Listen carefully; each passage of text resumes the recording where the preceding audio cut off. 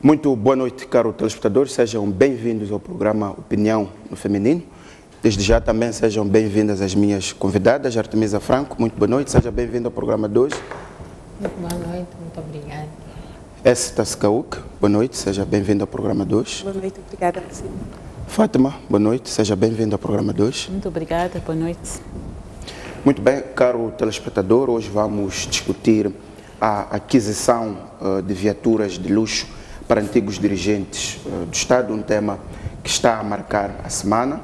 Vamos discutir as declarações do governador do Banco de Moçambique em relação à deliberação da Comissão Central de Ética Pública. Vamos discutir a condenação do edil interino de Nampula e o fenômeno chupa-sangue no centro e norte do país. Começo por si. Esta semana ficamos a saber que o governo moçambicano está a comprar 6 viaturas no valor de 29 milhões de meticais para antigos dirigentes do Estado e está ainda a regularizar outras 39 adquiridas em 2015 sem o visto do Tribunal Administrativo. O Ministério da Economia e Finanças já veio justificar a despesa, explicou que não está a fazer a revolução e que a encomenda é feita no quadro da legislação. A questão que está a ser levantada é de que se esta despesa não podia esperar, tendo em conta os tempos de crise que vivemos no país. Vimos o governador do Banco de Moçambique na sexta-feira a dar sinais de risco em relação à economia e disse claramente que ainda que a autoridade tributária faça todo o esforço possível, não vai atingir as metas de arrecadação de receitas previstas para este ano. Qual é o seu entendimento em relação a estes últimos acontecimentos no Ministério da Economia e Finanças? Obrigada, Moci. Cumprimento os nossos telespectadores que fielmente nos acompanham. No princípio, eu ia começar por dizer que a política é basicamente feita de percepções. Portanto, quem quiser fazer bem política, quem quiser governar, tem que, acima de tudo, garantir que é percebido, que os seus atos são corretamente percebidos. Neste caso, tenho forte impressão de que não correu muito bem. Alguma coisa aqui falhou. O timing não é adequado. Portanto, dias depois do governador do Banco de Moçambique tendo vindo pedir paciência, tendo informado que ainda vamos passar por momentos difíceis, a pedir aos moçambicanos para maior contenção, portanto, já estamos em austeridade, pedir para as pessoas continuarem a apertar o cinto e logo depois tu tens um anúncio feito daquela forma, de forma muito crua, é preciso dizer, porque este esclarecimento veio cerca de 24 horas depois de praticamente o país esteve em rebuliço. Pareceu-me que isto o timing não foi muito bom. A percepção, a mensagem que ficou, a mensagem que caiu é de que efetivamente há um discurso que é feito, mas na prática os atos são outros. Portanto, a percepção, insisto, a percepção que foi deixada ficar para os moçambicanos, para todos nós, não foi muito boa. Aquilo que o governo provavelmente queria dizer, tem estado a dizer, não conseguiu materializar, portanto, pelos atos. Esta é a minha primeira reação. A própria justificação, portanto, o próprio anúncio que o secretário permanente fez, portanto, em resposta à exigência de esclarecer, mostra-me que isto veio a reboque. Semana passada, o governador comunicou ao país, ao mundo, que os tempos vão ser difíceis, que é preciso continuar a apertar o cinto. E, entretanto, sabia-se que há uma regularização de 2015 que envolve cerca de 89 milhões e há outra despesa de cerca de 29 milhões que precisa ser feita. Eu penso que há algum cuidado, eu volto a insistir isso, já disse em outros programas, portanto, é preciso que haja algum cuidado com a forma como se comunicam estas coisas. Não é pegar e lançar cá para fora. Portanto, foi uma página de anúncios, de adjudicações que foram feitas e em nenhum momento se esclareceu que, olha, há estas regularizações, porque acho que isto podia caber ali, podia vir um anúncio que, olha, em virtude disto, e trazer até, porque se o tribunal, se foram feitas as adjudicações sem o aval do Tribunal Administrativo e que essas adjudicações foram feitas pelo Ministério de Economia e Finanças, que eu entendo que é o garante, portanto, é a entidade suprema para garantir que aquilo que são as compras do Estado são feitas em conformidade com a lei. Portanto, eu penso que podia ser possível trazer, porque o Tribunal Administrativo de certeza que fez recomendações, ou na conta, ou em algum momento, era possível trazer estes esclarecimentos, dizer em resposta a esta recomendação do Tribunal Administrativo, vem o Ministério de Economia e Finanças fazer esta é aquela regularização. Portanto, eu penso que, para além de não se respeitar muito ao timing, a percepção que de fato não foi muito boa, não se está a saber comunicar. Portanto, temos aqui um governo que em algum momento pede coisas ao moçambicano ou informa-nos que é preciso apertar o cinto, mas não comunica, não faz perceber porque é que isto tem que ser assim. Portanto, estes números saltam vista a qualquer um. Portanto, saímos dos números, vamos olhar o que é que se está a dizer que se vai pagar. Mesmo as 6 viaturas. Portanto, só 2, estamos a dizer que este ano, ou estas adjudicações de 2017, são para 6 viaturas. 2 delas custam 22 milhões, o total são 29. Portanto, estamos a dizer que há dirigentes do Estado que precisam se transportar em meios circulantes que custam 11 milhões. Portanto, numa altura destas, de novo, a percepção com que se fica é que uns estão sujeitos a sacrificar-se e outros não. Portanto, se há dirigentes, antigos dirigentes, que conhecem a situação, porque são antigos dirigentes do Estado, eles conhecem a situação do país, sabem muito bem o que é que tem estado a ser pedido aos moçambicanos. Aliás, eu costumo dizer, sempre que o Comitê de Política Monetária reúne, nós sabemos, portanto, é um dia, é um feriado, temos que ficar ali atentos àquilo que são os seus comunicados. Terças-feiras também, temos que saber quais são as decisões que o governo tem. Então, não acredito que exista alguém que não tenha estado a acompanhar estas declarações, e as do governador de Moçambique, eu acho que foram muito fortes. Qualquer um ficou preocupado porque nós já estamos numa situação complicada, então é-nos pedido que apertemos ainda mais o cinto. Então, com que bases o Ministério da Economia e Finanças espera 2, 3 dias para depois lançar esta informação assim a seco? Não quero discutir a legalidade, insisto, não quero discutir, e não concordo muito também com a forma como esta comunicação é feita, que nós estamos aqui a fazer a revolução. Penso que não é este o termo, porque, aliás, dito assim, até parece que se está a apelar, não é? Está-se a pedir para as pessoas a rebelarem-se. Não é bem assim. Eu penso que tem que haver um esforço muito grande do governo de comunicar estas medidas, e também é preciso perceber que dirigente do Estado, antigo dirigente do Estado, está consciente da situação do país, então ele pode muito bem locomover-se em viaturas bem mais modestas. Aliás, quando se diz que é preciso dar viatura condigna, residência condigna, não estamos a falar de luxo. Então, 11 milhões é muito. São 11 milhões para cada viatura, portanto, 2 custam 22 milhões de um pacote de 29. Portanto, exato, temos 22 milhões que vão comprar 2 viaturas. Isto é absurdo. Muito bem. Estão claras as suas ideias. Artemisa, concorda com esta ideia de que o governo tem um discurso que não pratica, e com esta ideia de que houve uma falha na comunicação que o Ministério da Economia e Finanças fez nesta situação toda? Mais uma vez, muito obrigada. Quer dizer, eu acho que isto é um paradoxo, né? Porque há pouco tempo ouvimos o Sr. Presidente a dizer que para ser chefe não é preciso andar no Mercedes. Acho que isso foi um discurso que foi feito. Então eu pergunto, estas medidas, quem dá o aval? Quem é o último chefe, afinal? Se o próprio presidente, que é o máximo, diz que para ser chefe não precisa andar no Mercedes. Depois nós vimos há pouco tempo o Fundo Monetário veio dizer que continua a afinar as suas máquinas porque ainda está à espera do esclarecimento das dívidas. Portanto, significa que não há dinheiro. Também sabemos que o Estado neste momento está a dever cerca de 30 milhões de dólares ao setor público. Privado? Ao setor privado, desculpe, ao setor privado. Então, com todas essas coisas, um Estado que está em dívida com o seu próprio povo, um Estado que o seu próprio líder máximo diz que para a gente governar não precisamos de andar em Mercedes. Entretanto, estamos a ver que estão a importar Mercedes de última gama. Eu penso que até o problema não é o problema deles importarem Mercedes, porque se a gente for a ver, vão dizer, pô, está na lei, porque é a viatura condigna e não sei o quê. Tudo bem.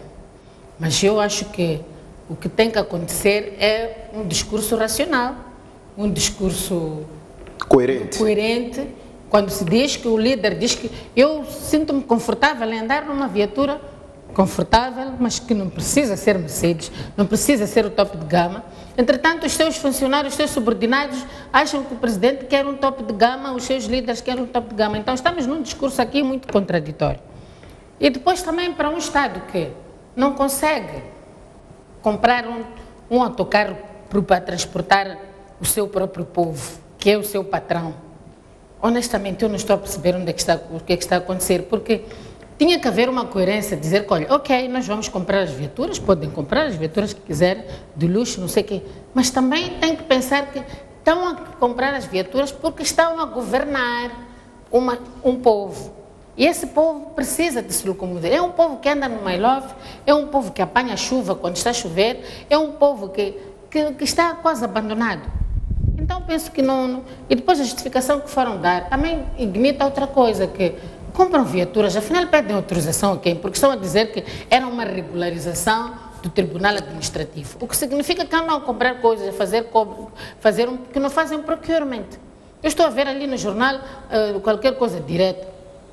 Significa que aquilo é só telefonar, dizer à loja, olha, manda Mercedes, manda isto, manda aquilo. Então, eu penso que é preciso um pouco de coerência, penso que é preciso que volte a esclarecer essa coisa, porque aquele sujeito que foi esclarecer ontem não foi claro. Para mim não foi claro, foi um discurso muito amarrotado e depois muito arrogante a dizer, olha, nós estamos num estado de guerra aqui. Precisamos de um estado de guerra, afinal estão a governar. Uma das expressões foi que não estamos a fazer a revolução. Não está, desculpa isso, não estamos a fazer a revolução, desculpa, era isso mesmo. Mas que é um estado de guerra, porque revolução significa tumulto, significa tudo vira e não sei o quê. E ele quis dizer que deixa-nos fazer, porque aqui estamos a fazer. Então, e depois também sempre a mesma coisa. Da outra vez também disseram que aquelas viaturas eram antigas, eram de 2000 não sei quantos. Eu penso que é preciso um pouco de coerência. E tem que ter vergonha na cara. Eu acho que esta até já é da alçada do próprio Presidente da República, porque o seu Presidente diz que eu, para governar, não preciso andar no Mercedes. Por que é que os seus subordinados vão sistematicamente andar a importar carros de alta gama, depois vêm com discursos furados de que não, porque são de 2015. Eu digo mais, o nosso problema não é que os carros foram importados em 2015, a que a situação aqui é a gama dos carros, são de alta gama. Para quem que são esses carros? Tem que nos dizer quem são esses dirigentes que não andam, por exemplo, num Pajero, não sei o quê, tem que andar num Mercedes de não sei o quê, de última geração, tem que fazer não sei o quê, quando eles não conseguem comprar um transporte digno para o seu povo. Esta é a minha questão. Exato. Fátima, qual é a sua análise? Mas também queria que considerasse a questão que a Artemisa levanta, se é compreensível que uma despesa feita em 2015, portanto, o dinheiro já foi pago, seja legalizada em 2017.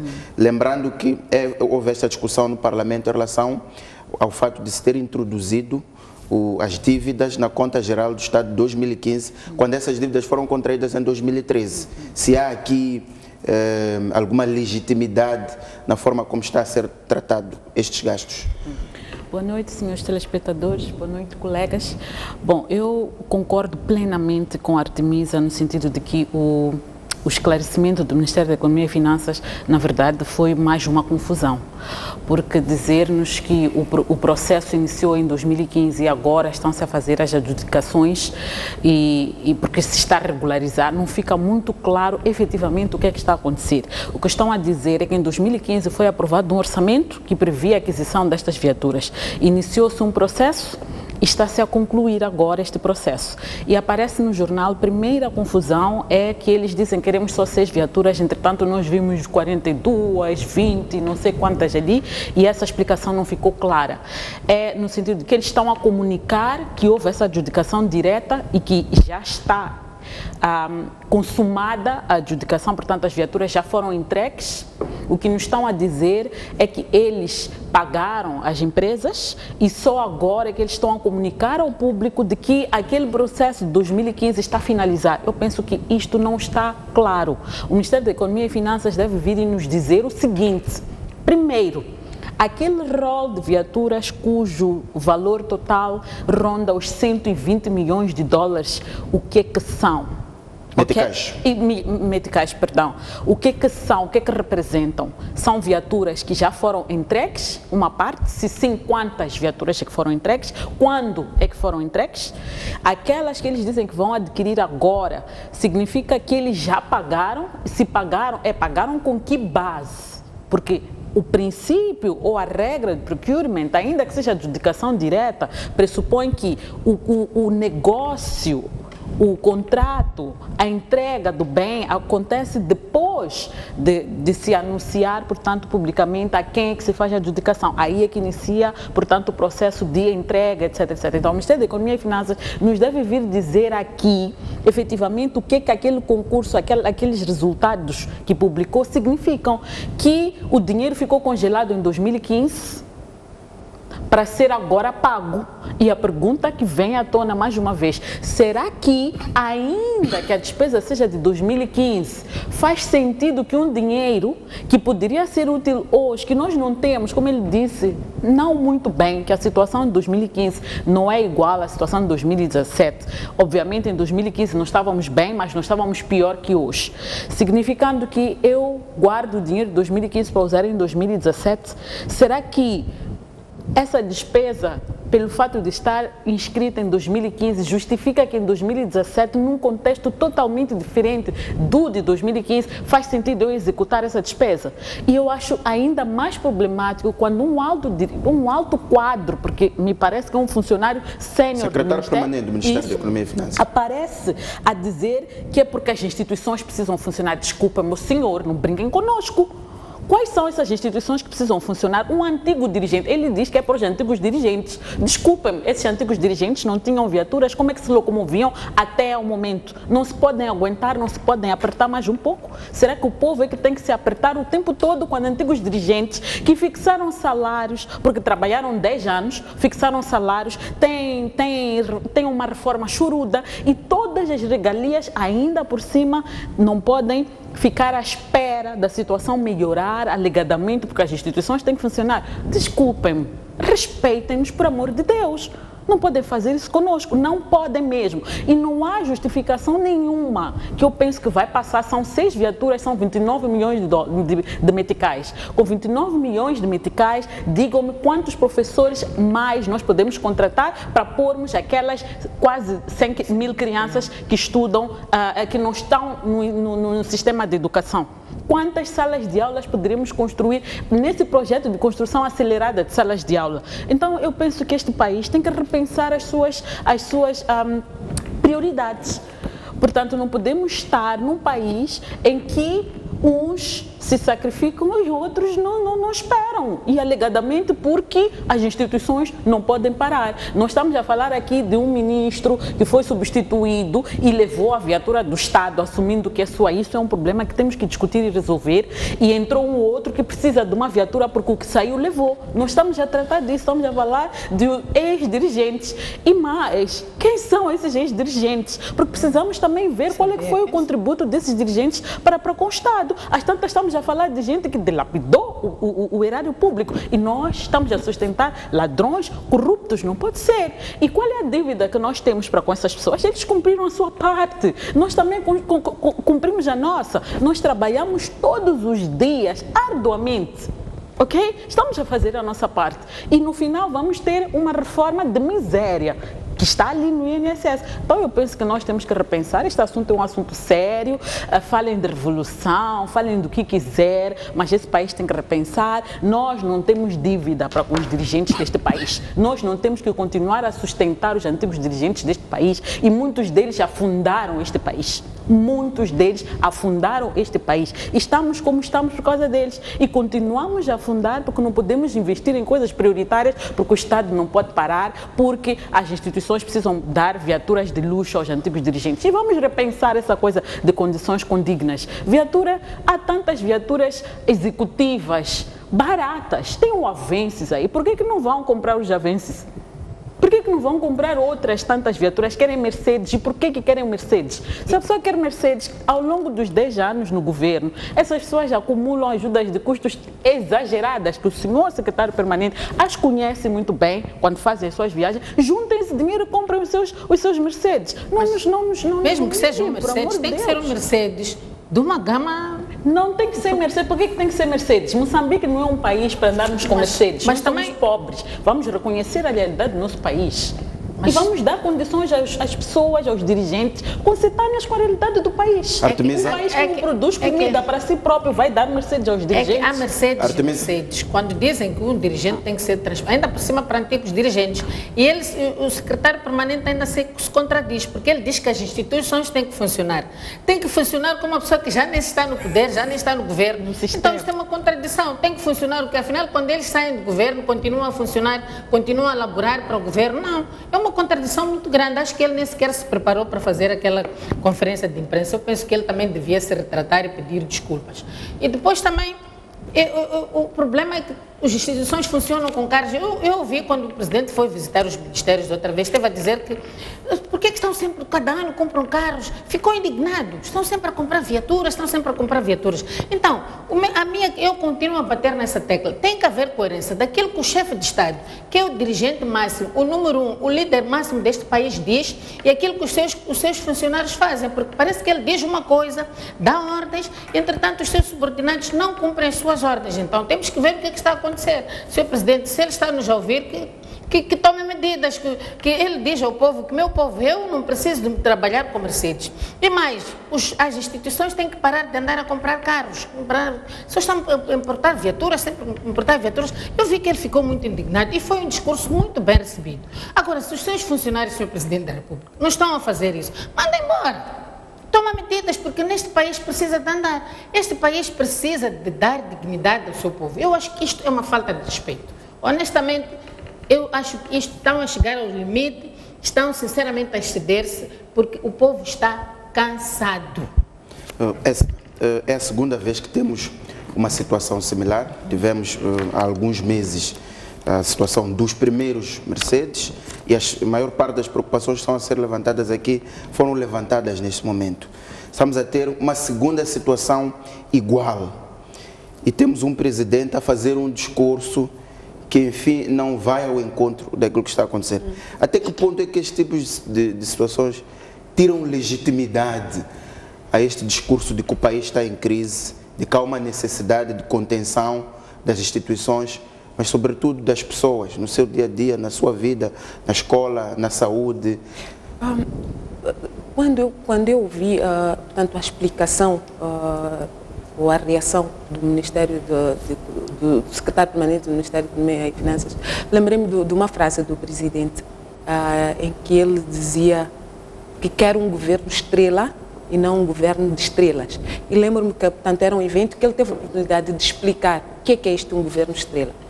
Acima de tudo, é um governo que funciona de forma integrada, que há entrosamento, portanto, que as decisões são percebidas por todos e que todos eles saibam exatamente como é que deve acontecer. Mas neste caso parece que a mensagem não é percebida por todos. E como eu dizia, Mucipe, ele voltou a reforçar isto, portanto, quando fez a sua declaração no 11º Congresso, que claramente dizia, para além de quadros, ele quer contar com pessoas que vão interpretar e vão poder seguir a velocidade dele. E ele disse mais, que quer correr. Portanto, eu acho que são estes casos muito concretos que vão lhe fazer pensar se efetivamente ele tem a máquina a funcionar como ele gostaria.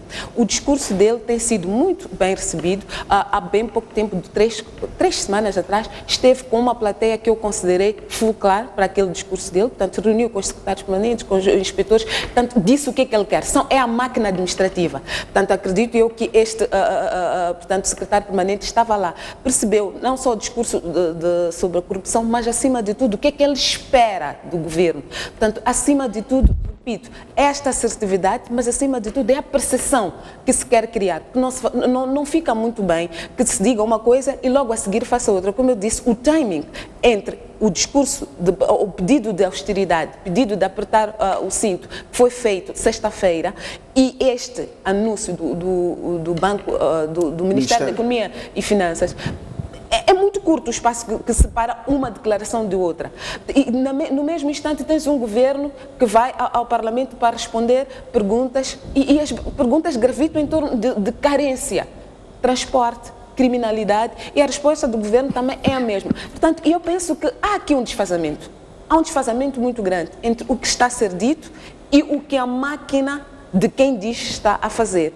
É um caso para pensar, ou se ajusta a máquina, ou então estes discursos deixam de fazer sentido. Eu penso que o presidente claramente terá que ajustar a máquina, terá que, se calhar, tornar mais real aos seus colaboradores, às pessoas que o assessoram, às pessoas que estão próximas dele, às pessoas que têm que materializar, porque sim, o Presidente da República não vai fazer tudo.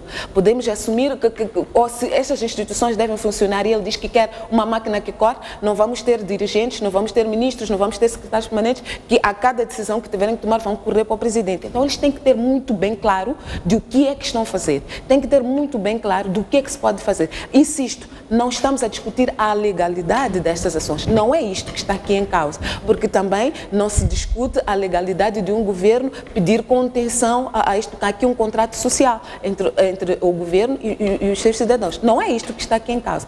É como é que um discurso pode ser recebido. E eu acho que os moçambicanos até são receptivos a estas mensagens. Tem esta revolução que foi aqui citada, que para mim foi completamente, não faz sentido algum numa situação destas chamar ali a revolução, quando as pessoas, quanto muito estão a pedir apenas que haja razoabilidade entre as decisões, entre os atos governativos. Portanto, há aqui claramente espaço para se afinar esta máquina. Se o Presidente não tinha clareza de quem que efetivamente, ou quais são os setores que não estão a acompanhar a sua dinâmica, não estão a correr como ele vai tendo estas situações que não são pequenas para claramente afinar, e eu penso que ele deve fazer com maior urgência, com maior brevidade, porque efetivamente há sinais aqui que não foram muito bons. A percepção depois destes anúncios e a maneira como foram comunicadas, a maneira como, inclusive, esta tentativa de esclarecer deixou, portanto, mais espaços para dúvidas, para perguntas sem resposta, do que necessariamente esclarecimento. Exatamente. Portanto, abre espaço para que se melhore a comunicação e melhore a dinâmica que se quer imprimir. Fátima, qual é a sua análise em relação a esta aparente falta de alinhamento entre aquilo que tem sido a visão que o Presidente transmite e, enfim, este caso que vimos agora no Ministério da Economia e Finanças? De facto é preocupante, não há dúvidas que é preocupante, porque no momento nós ouvimos um discurso que tem tendências a responder àquilo que é o contexto, no sentido de vamos também a pautar pela austeridade como dirigentes, reconhecendo que é um momento de todos nós fazermos sacrifícios, e a seguir nós vemos uma situação aí com uma justificação pobre, uma justificação absurda, que não faz realmente sentido algum. Então eu penso que de facto o Presidente da República, se quer dar valor àquele que é o discurso que fez, é momento de voltar a reunir com o seu pessoal, talvez ao nível do próprio Conselho de Ministros, e redimensionar a forma como o Conselho de Ministros deve funcionar, sobretudo ao nível do Ministério da Economia e Finanças. É preciso reconhecer que, se em 2015 não houve condições financeiras ou cabimento orçamental para executar determinadas despesas, e essas despesas são despesas sem as quais o Estado não para, como é este caso, não vale a pena voltar a incluir num momento de crise como este. Vamos olhar para aquilo que é de facto prioridade para o país e avançar nestas prioridades. E eu penso que aqui nós temos duas oportunidades. Uma oportunidade, as crises são momentos para nós nos redefinirmos, para nós repensarmos. A nossa máquina é uma máquina bastante pesada. Muito pesada, porque nós estamos a suportar os ministros, vice-ministros, diretores nacionais com todos aqueles benefícios a que eles têm direito. Temos os juízes, que também têm uma série de benefícios, temos os procuradores, temos os próprios deputados, tanto da FRELIM, da RENAM, do MDM, portanto temos uma máquina muito grande. Depois vamos para as províncias, para os distritos, é terrível. Então é preciso pensar, redimensionar o que o Estado pode dar a estas pessoas. E é preciso também que as pessoas ponham a mão na consciência e lembrarem em que país é que moram, em que país é que vivem. Não podem esperar viver no luxo quando as pessoas estão vivendo na miséria. Não pode. Eu penso que nós temos que ter esse bom senso de olhar para o contexto em que nós moramos. Estou a falar, em contexto em que nós estamos, estou a falar dos beneficiários, portanto, os beneficiários destas benesses todas. É preciso que eles reflitam sobre o país em que moram. Aqui estamos a chamar a consciência os deputados, estamos a chamar a consciência aos juízes, aos especiais das empresas, aos ministros, aos vice-ministros, aos ex-dirigentes deste país. Nós estamos em crise. Não podemos continuar a achar que a crise só atinge a uma determinada camada da sociedade. Não, atinge a todos nós. O Estado não tem recursos. O Estado está a socorrer-se dos impostos que são pagos, e esses impostos não podem ser para sustentar estas coisas que não são importantes, que são supérfluas. É preciso financiar aquelas coisas que são importantes. É preciso repensar em rever esses estatutos todos que nós temos de antigos dirigentes, dos ministros, etc, etc. Talvez é a altura de clarificar o que é que significam condições condignas, porque talvez a lacuna está aqui. Para uns, condições condignas é igual a luxo, mas para outros, condições condignas é eu ter o mínimo que eu preciso para dizer que eu exerço a minha função como deve ser. Tenho telecomunicações para ligar para as pessoas que eu preciso,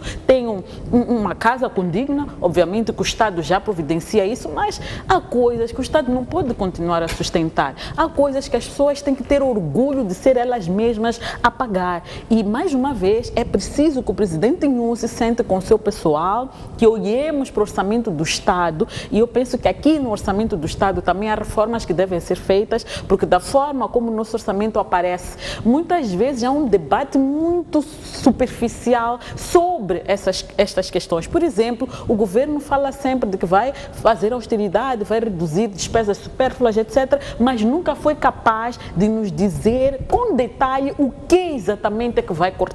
Então eu penso que está aqui uma oportunidade, uma vez que houve esta sucessão de erros, talvez uma forma de corrigir é vir a público no orçamento que vem dizer, em termos de combustível, nós vamos reduzir X e vamos poupar Y. Os ministros, os secretários permanentes, os diretores nacionais, os antigos dirigentes, os seus filhos, etc, etc, deixam de ter acesso a estes benefícios ou passam a ter benefícios nesta proporção. Eu penso que é assim que nós temos que avançar, porque de outra forma nós estamos a cansar o povo.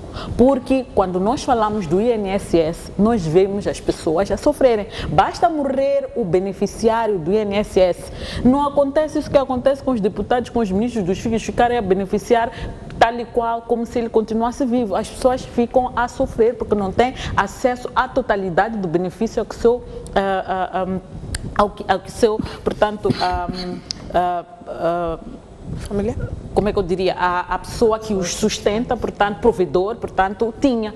Então é preciso que haja justiça. Repensar. Exatamente. Muito bem. Vamos passar para outro tema que tem a ver com o governador do Banco de Moçambique, que, enfim, apresentou os dados em relação aos riscos que existem na economia para o próximo ano, mas também fez uma declaração muito acutilante em relação à deliberação da Comissão Central de Ética Pública, que acusou o governador do Banco de Moçambique de ter violado a lei de propriedade pública ao ter decidido a favor da Coanha de que ele é PCA para a recapitalização do Mozabanco. O governador do Banco de Moçambique diz que foi uma operação de sucesso, que está orgulhoso e que o processo está fechado e é irreversível. Como se estivesse a dizer que aquilo que a Comissão Central de Ética Pública não tivesse relevância em relação àquilo que foi feito pelo Banco Central. Qual é a sua opinião, sobretudo considerando o respeito e a cultura de Estado e de direito que tem que existir em situações como estas? De novo, Mucipe, um governo estrela e um governo de estrelas, não é? Eu acho que não há dúvidas que o governador Zandamela é uma estrela, mas ele precisa de perceber, não é, que ele sozinho não vai resolver os problemas. Aliás, na comunicação que ele fez depois do Comitê de Política Monetária, sexta-feira passada, ele disse claramente que todas as medidas que o Banco Central for a tomar, se não tiverem, portanto, a sua contraparte, que é, portanto, o fiscal, o governo, também a fazer a sua parte, não vão ter sucesso. Então, ele precisa de perceber também que estas entidades, estas instituições existem com um propósito, que é mesmo fazer este check and balance. Portanto, a Comissão Central de Ética, que é inclusive toma posse perante a Assembleia da República, fez, e deixe-me corrigir também, município, não acusou, olhou para a lei, olhou para os dados que foram lançados, cruzou e produziu o seu parecer. E o governador do Banco de Moçambique não nega ter assim feito. Ele apenas explica-se. Portanto, eu acho que aqui, claramente, as pessoas precisam de perceber mais uma vez que elas sozinhas não vão fazer este Moçambique, não vão fazer as instituições em que elas eventualmente sirvam hoje, resolver os problemas. É preciso haver uma cooperação, mas acima de tudo é preciso haver o respeito, porque se essas instituições não fossem importantes, não tivessem o seu papel, não sei por que haviam de ser criadas, não é? Então, a forma como ele reagiu, de novo, perdeu se calhar uma oportunidade soberana de voltar a falar sobre este processo. Eu pessoalmente digo, eu percebo 100% as motivações do Banco de Moçambique. Percebo que o Moza Banco é um banco estruturante. Percebo claramente que o risco de contaminação era enorme. Percebo claramente que, sendo um dos 5 grandes bancos, provavelmente tivesse que olhar para aí. Obviamente, se chegou àquela situação, quer dizer que há antecedentes que não foram observados. Então, percebo muito bem o que ele está a dizer, percebo muito bem, provavelmente, as ações que ele tomou. E percebo que hoje continuamos a ter os trabalhadores do Moza Banco com seu emprego, que seria o número de trabalhadores vezes 5, portanto, que seria o número real de pessoas afetadas. Percebo tudo isso e penso que esta é a oportunidade para ele fazer perceber mais pessoas. Mas portanto, isso justifica suspender em algum momento a lei? Por isso mesmo é que eu digo, eu até posso fazer um esforço de perceber o que ele está a dizer, mas claramente não me considero ético olhar para a comissão, dirigir as palavras que foram ali dirigidas à Comissão de Ética, porque a Comissão de Ética não acusou, não disse nada, tanto mais que a reação do governador do banco foi: a decisão está tomada, voltaria a fazer a mesma coisa. Portanto, ele sabe que fez algo que não era suposto fazer. Portanto, eu penso que esta forma de ser, de estar, podemos até dizer arrogante, pode criar ou pode não, abre antecedentes que não são muito bons. Então, de novo, penso que é preciso pensar qual é o papel, primeiro das instituições e o nosso papel dentro das instituições. O governador do Banco de Moçambique primeiro tem que olhar o que é o Banco de Moçambique, qual é o papel do Banco de Moçambique e qual é a relevância das pessoas dele dentro daquela instituição. Porque as pessoas passam, mas as instituições, os seus mandatos, o perfil, acima de tudo, é que está lá. Portanto, este caso é mais um que abre grande discussão, mas, acima de tudo, abriu aqui um precedente. Como é que nós funcionamos de hora em diante? Sempre que houver um interesse supremo, pontapeamos a lei e como é que depois convivemos com isso? Como digo, insisto, eu consigo perceber o que ele quer ali dizer ou a medida que foi ali tomada, mas é a melhor maneira de comunicar esta decisão. Se calhar havia espaço para dizer, olha, o risco se não fizéssemos isto é que hoje teríamos aquelas situações. Talvez não viéssemos aqui discutir culpados, discutir antecedentes, mas dar o ponto de situação dali em diante, como é que as coisas fluem e qual é a relação que é preciso ter com outras entidades. Para mim, isto é o fulcrar. O Banco de Moçambique precisa o governador precisa de perceber que o Banco de Moçambique sozinho não vai fazer o papel, não vai fazer as coisas andar. Artemisa, como é que viu na sexta-feira a resposta que o governador do Banco de Moçambique deu à Comissão Central de Ética Pública? Bom, eu vi, e da outra vez também falamos da reação do governador. Eu sempre olho para ele como um tecnocrata, uma pessoa que olha para os números e para ele só interpreta números. Penso que é o que ele precisa de exercitar um bocadinho. Eu sinceramente lhe acho uma pessoa extremamente esclarecida, uma pessoa que sabe o que está a dizer, que sabe o que faz, mas ele precisa de saber que quando ele vê os números, aqueles números significam pessoas. Então também tem que olhar para os números e ver a realidade, ver que aqueles números significam pessoas.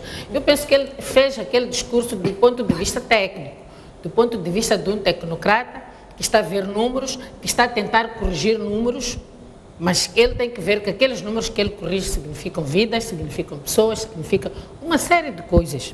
Sentimentos, sobretudo. Então, quando ele se dirige daquela maneira, eu lamentei. Lamentei porque eu acho que é uma pessoa muito capaz. honestamente, é uma pessoa muito capaz. Então, exatamente por ele ser muito capaz, ele tem que precisa de ser coachado, precisa de ser alguém que lhe dê já um discurso, porque há pessoas que são tão técnicas que não conseguem esmiuçar os seus pensamentos, talvez pensa como matemático, né, que 2 mais 2 é 4, não é possível pôr mais nada porque é 4. Então, e depois também eu penso que ele também é preciso ver estas coisas, quando os técnicos falam, tem que pensar que os técnicos têm os outros que fazem as leis. Eles fazem as contas, os outros fazem as leis. Então, aqueles que fazem as leis também governam neste país, também existem e precisam de ser respeitados. Eu penso que foi isso que ele atropelou um bocadinho, se calhar, de certa medida, muito, portanto, a Comissão de Ética. Eu acho que não estou-lhe a ver a retratar-se, porque acho que não é o caráter dele também. Ele já disse que aquilo que ele decide é final, tudo bem, mas ele também tem que saber que aqui nós estamos na Lunalândia. Mas aí levanta essa questão do respeito às decisões das instituições, e o que a ESTA levantava, que se a Comissão Central de Ética Pública não devia existir, nem teria sido criada. Foi criada por alguma razão. Exatamente, é por para isso que intervir em situações como estas. É por isso que eu estou a dizer, nós estamos na Lunalândia, estamos num país real, um país que, para além dos tecnocratas, dos fazedores das contas e das matemáticas, existem aqueles que fazem as leis e velam pelas leis. Então, a Comissão de Ética é aquela instituição que vela pelas leis, que vela para aquilo que é digno, que é correto fazer-se. Portanto, a ética, a deontologia do Estado. Então, penso que é preciso também respeitar isso. Se calhar, eu penso que é preciso também que o Estado pense, quando cria grandes instituições, quando nomeia alguém, tem que passar assim por uma reciclagem, para saber que, olha, para além do banco, existem outras estruturas que é preciso respeitar, porque às vezes penso que o governador pensa que, pronto, aquilo que ele diz é aquilo que ele decide, agora já disse que há de haver crise, temos que estar todos a correr, porque ele já disse que 2018 vai ser muito difícil. É por isso que até estou a ver que 2018 muito difícil, os outros já compraram viaturas, não sei que, já não estamos a perceber. Fica muito complicado às vezes a gente perceber essas coisas. Quando uns dizem uma coisa, fazem um discurso, e ele já está-nos a dizer que 2018 vai ser difícil, entretanto ele está a dizer que eu tomei medidas que são finais, e eu acho que também não está correto dizer que, quer dizer, ele já nem admite que ninguém lhe diga alguma coisa que diz que é final, está decidido. Neste caso da Cuanha, usou mesmo a expressão de que está fechado e é irreversível. É irreversível, foi a melhor opção. Acredito que até pode ter sido a melhor opção. Eu não estou a discutir isso, eu estou a discutir que todas as opções que ele achar que são boas, tem que ver que ele é o fazedor dos números, e é aqueles que fazem as leis e fazem cumprir as leis. Então, é preciso saber que este Estado não é o Banco de Moçambique apenas que existe. Existem outras estruturas também igualmente importantes. Senão só teríamos o Banco de Moçambique e mais nada. Não é possível. Mesmo ele não ia sobreviver só com o seu banco. Exato. Então, por que ele pensa que não há outras estruturas que podem existir? Fátima, a deliberação da Comissão Central de Ética Pública foi depositada em julho no Gabinete Central de Combate à Corrupção e na Procuradoria-Geral da República. No caso do ministro Mesquita, nós vimos a polêmica que foi levantada em relação aos memorandos de entendimento que foram assinados com a Cornelder. Foi o ministro, na altura, servidor público, que assinou contratos com o irmão já falecido. A Procuradoria interveio e desfez os negócios, mostrando o papel das instituições. Neste caso, levantamos mais a questão do respeito às decisões das instituições que são criadas e, como disse a ESTA, empossadas pelo Poder Legislativo, como a Assembleia da República. Sim. Bom, eu penso que o governador do Banco Central, mantendo todo o resto constante daquilo que ele disse, portanto, os alertas que ele trouxe, a descrição da situação do país, a situação macroeconômica, os riscos para o futuro, eu quero manter tudo isso constante, porque ele fez muito bem e chamou a atenção para um aspecto importante que se liga com esta questão que discutimos no início, é que as medidas que são tomadas em sede do Banco Central, que são medidas monetárias, etc., têm que estar alinhadas com as medidas fiscais, portanto o governo tem que fazer a sua parte. Eu quero manter essa parte constante, porque esta parte intocável, em outras palavras, e cingir-me ao seu pronunciamento à volta da decisão, portanto, do assunto ligado ao Cuanha. Penso que ele foi infeliz, em primeiro lugar, ao dizer que a decisão está tomada de ponto final. Eu penso que temos instituições soberanas aqui, a Procuradoria-Geral da República, deverá se pronunciar em sede, portanto, daquilo que é o parecer da Comissão de Ética, e só aí é que o assunto provavelmente poderá estar encerrado. O assunto pode estar encerrado na sua perspectiva, ok? Como Banco de Moçambique, no sentido de que, bom, eu fiz a minha parte, achei que era o correto a fazer, mas é preciso não pôr esse ponto final, atendendo e considerando que há um órgão que tem um papel de olhar para a legalidade dos processos, para a moralidade, a ética das decisões que nós tomamos, e depois há uma outra que é o guardião da legalidade, nesse caso a PGR, que deverá, em sede daquilo que foi o comentário, portanto, da Comissão de Ética, tomar uma decisão final. Portanto, é um ponto final para o senhor governador do Banco de Moçambique, mas não é um ponto final para o assunto, portanto, Cuanha. E eu penso que há que ter um mínimo de respeito por aquilo que são as decisões ou os comentários das outras entidades. Não é no sentido de desmerecer aquilo que é a ação, mas é chamar a atenção para os riscos que estão ali. E, aliás, nós também, como cidadãos, chamamos a atenção para o fato de que aquela ação estava enfermava, portanto, de vícios, portanto, de conflitos de interesse. E isso não muda. Porque a decisão é boa, resolve o problema. E resolve o problema de quem? Ok? Eu penso que também há questões que têm que ser relativizadas, e aqui é preciso chamarmos os nossos economistas que entendem das teorias econômicas. Já se sabe que há muitas teorias econômicas que no caso moçambicano não acontecem tal e qual está lá nos manuais. Então quem é que disse que Moçambique é uma economia integrada em que há este risco de contágio efetivamente? Eu sei que nós acabávamos de sair da situação do nosso banco e depois havia receio de entrarmos para essa situação do Moçambique, mas a questão de fundo aqui é a quem e o que é que nós pretendemos proteger. Esta é que é a questão de fundo, porque, por exemplo, eu acho que a decisão do governador do Banco de Moçambique teria mérito, e eu apoiaria de todas as formas se fosse seguida de um processo contra os gestores do Moçambique. Por que até hoje não há um processo criminal contra os gestores do Moçambique que colocaram a economia moçambicana na situação em que o governador do Banco de Moçambique, em que o Banco de Moçambique detectou? Portanto, as análises, os estudos do Banco de Moçambique detectaram que havia um risco, portanto, que o banco trazia para a economia e era preciso uma intervenção. E a questão é, onde é que está a responsabilização das pessoas que iriam fazer a economia colapsar se não tivesse havido uma intervenção do Banco de Moçambique?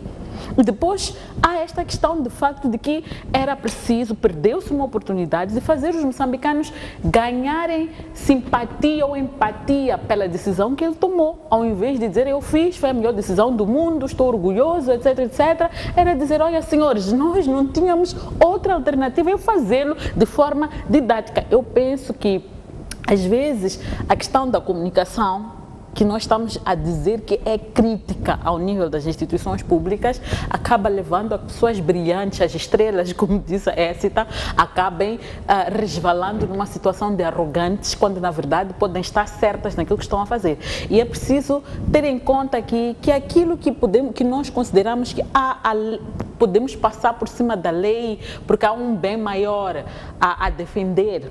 Esse bem maior tem que ser explicado, porque nós podemos camuflar interesses particulares, interesses de grupos, em nome de interesse supremo do Estado e passarmos por cima da lei.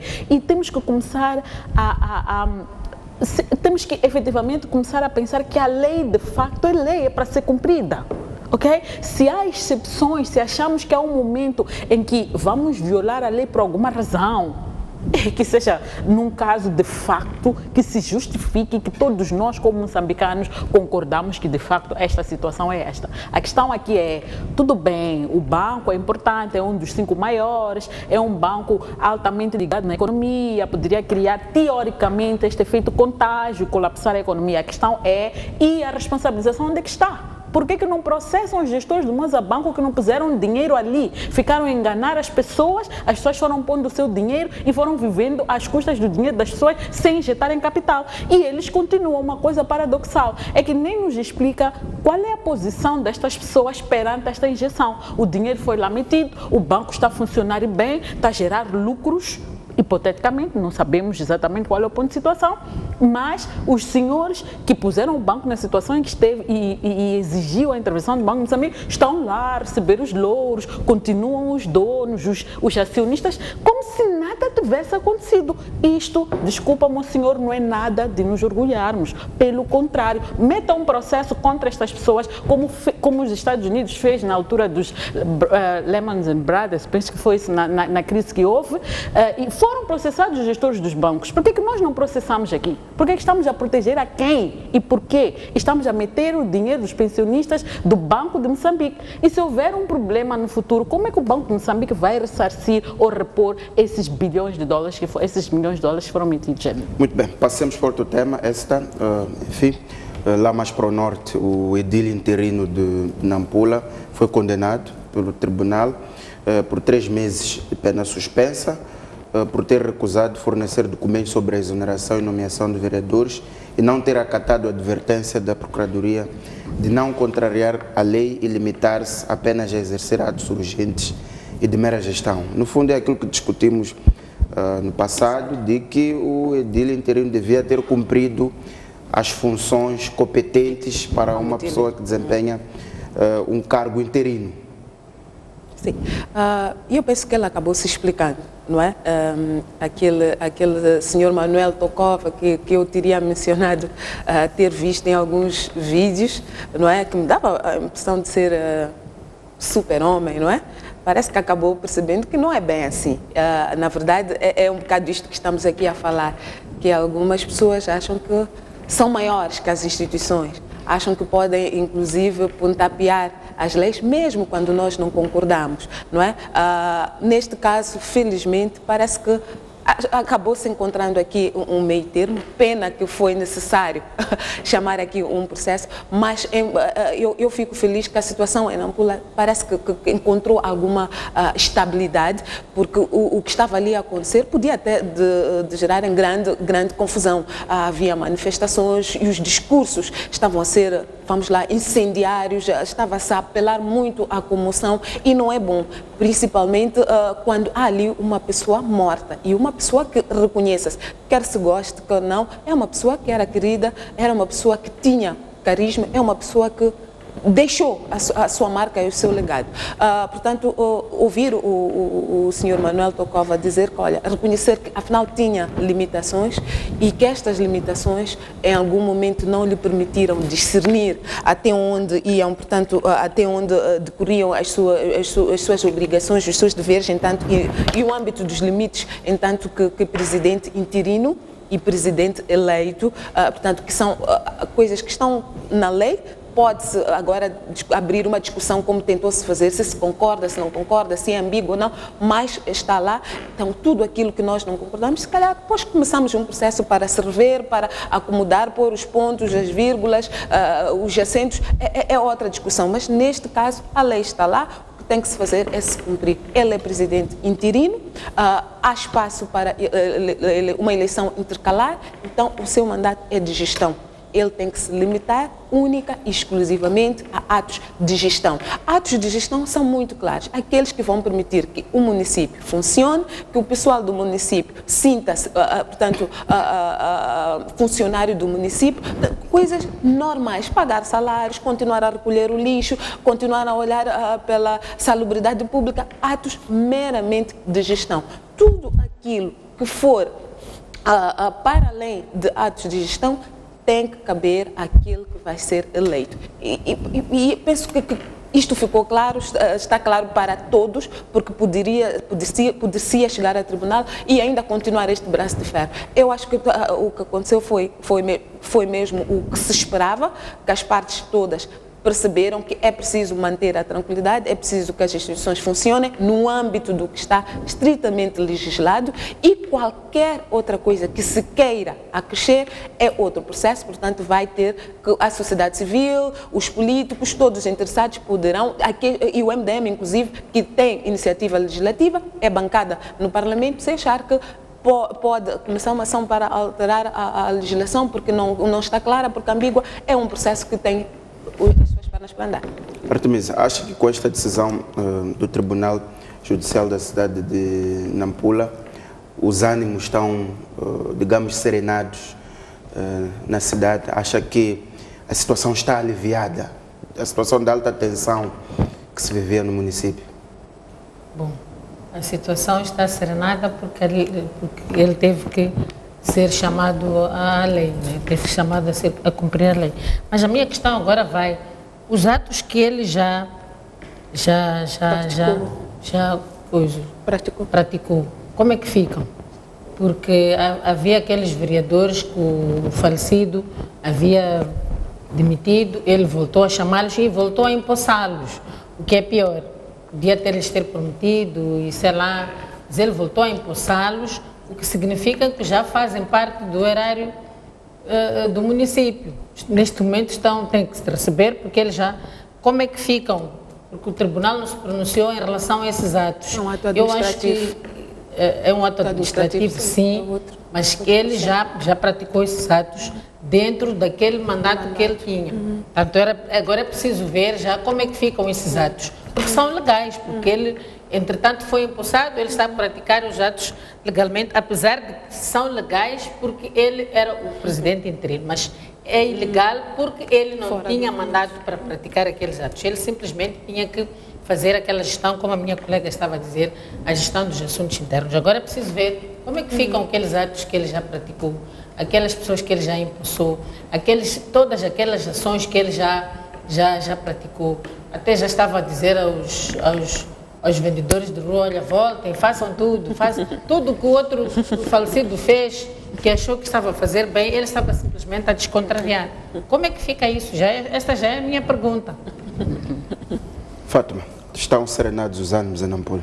Bom, eu quero acreditar que sim e que a situação está mais ou menos calma, até porque muito em breve saberemos da data efetiva das eleições, já há uma proposta que foi avançada, etc. Penso que estão criadas as condições para que o edil a ser eleito possa cumprir com a sua função, com o seu mandato, etc. Mas eu queria sair do debate que as colegas estão a trazer, portanto, da consequência, portanto, do julgamento, digamos assim, do edil interino. Eu queria mesmo ir para o mote do julgamento, que foi a acusação de desobediência, porque a Procuradoria Provincial tinha mandado cessar, portanto, anular os atos que ele, portanto, fez de nomear novos edis, portanto, exonerar-os do malogrado, né, do antigo edil e colocar os seus. Entretanto, ele não acatou a ordem, não respondeu a algum processo e, entretanto, foi de uma rajada que nós estamos a ver o edil de Nampula ser processado. Ora, isso chama-nos a atenção para o fato de que, afinal, em Moçambique é possível que processos desta natureza envolvendo altas figuras, porque, de certa forma, ele é uma alta figura, estamos a dizer que ele é exatamente, é possível, afinal, termos celeridade processual para casos, portanto, ligados a este perfil, portanto, de figuras da gestão da administração pública. E isto, de certa forma, a mim chamou uma atenção para o fato de que, afinal, também podemos, de certa forma, ter alguma celeridade em relação ao caso das dívidas ocultas. Tudo bem que há alguma complexidade à volta do assunto das dívidas ocultas, até porque a investigação da CROL, que seria, digamos, a base da investigação da Procuradoria-Geral da República, não foi conclusiva, conclusiva no sentido de que há muita zona de penumbra que não foi concluída justamente porque houve obstrução à justiça. Ora, voltando aqui a esta questão, o senhor Tokova não está a fazer nada diferente do que os outros fazem. Se o Tokova desobedeceu, nós vimos situações de desobediência muito mais graves, vindos da Procuradoria-Geral da República aqui, a sede. Okay? Em que houve uma empresa que foi contratada para fazer uma auditoria e, chegado às instituições, foi obstruído o acesso à informação. E não aconteceu nada a estas pessoas. Qual é o sinal que a nossa justiça nos está a trazer com este tipo de casos? E isto, não estou a querer aqui partidarizar, não, nem vou entrar no debate da partidarização. Estou a falar mesmo, estou a entrar para o debate da circunstância. Portanto, temos medidas diferentes para circunstâncias iguais.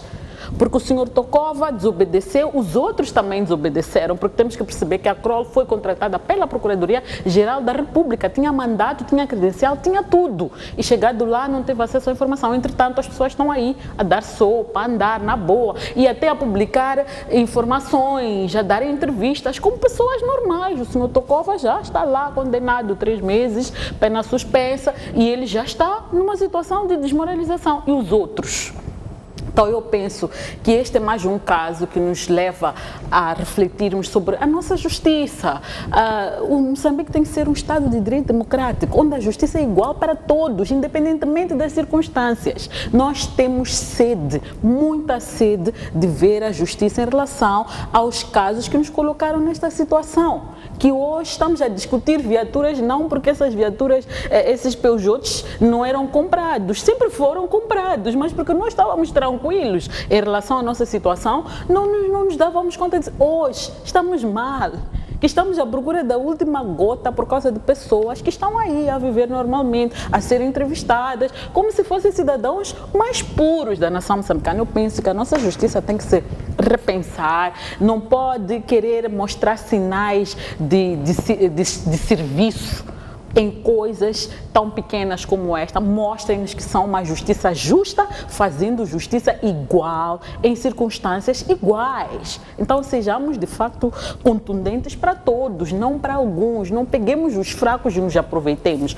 Então, eu penso, eu ia mesmo pegar o assunto da condenação de Tokova nessa perspectiva, exato, concordando com tudo que as colegas colocaram, os questionamentos que há sobre qual é o desfecho, portanto, dos atos que foram tomados e que, de facto, as instituições do Estado têm que funcionar, mas não devem funcionar de forma seletiva, devem funcionar de forma abrangente. Cometeu infração, não importa quem é, conforme-se com a lei. Então, haja conforme a lei manda, cumpra com o seu mandato, e as instituições de justiça também devem o fazer. Muito bem, os nossos 60 minutos estão preenchidos. Ficou por discutir o fenômeno chupa-sangue, mas este é um tema recorrente e vamos discutir no próximo programa. Agradecer a vossa presença, Artemisa Franco, Esseta Segaúque, Fátima Mimbir, e a Cicaro Telespectador que nos acompanhou. Até a próxima semana.